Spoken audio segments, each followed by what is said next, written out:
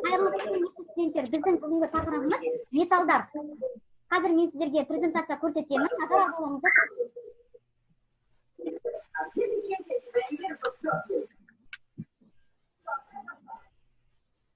Металдар дегеніміз, көріп отқандарыңыздай студенттер, металдар дегеніміз бұл электр тоғын, жылуды жақсы өткізетін заттар, дұрыс па? Қазіргі қандай болып келеді? Көк түсті, сұр, жылтыр түсті, және де сілтілік жел металдар екен. Және де мына жерде көріп отқандарыңыз, бұл жерде бізде литий металы арнайы ампулада сақталынған. Қазір мен сізге бір видеоматериал көрсетемін. Бұл материалда металл, мыс жайлы айтылған. Яғни назар аударатын болсақ, мыс элементі, яғни мыс металы бұрынғы заманнан, ерте заманнан бері қола дәуірі, тарихында темір дәуірі деген сияқты мыс металы да бұл бір дәуірде қолданылған болатын. Мыс металының кендері көріп отқандарыңыздай жасыл түсті болып келеді. Сіздердің маған сұрақтарыңыз бар ма жаңа тақырып бойынша? Апай, сонда ампулада не үшін сақтаған оларды?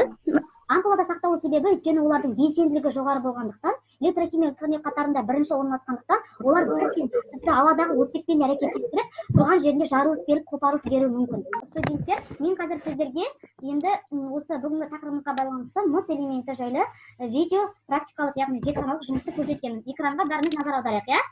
Студенттер, бұл мыс элементі өзіне тән қызыл күрең түсті болып келетін, өзіне тән жылтыры бар металл. Қазір біз осы мыс элементтің азот қышқылында, яғни концентр азот қышқылында еруін бақылайтын боламыз. Бұл үшін біз арнайы штативті орнатып, оған сыналықты бекітемізді, ішіне мыс түйіршіктерін саламыз. Кейін біз бұған арнайы сынауымызға азот қышқылы ерітіндісін құямыз. Енді қарасаңыздар, газ түйіршіктерінің бөлінгенін байқауға болады.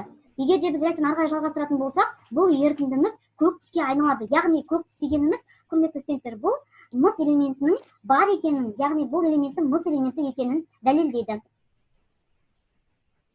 Студенттер, сұрақтарыңыз бар ма тәжірибе жұмысы бойынша? Апай, реакция кезінде ол тазаланып кетеді, іші жағы сөйтіп. Реакция кезінде ол өтеді.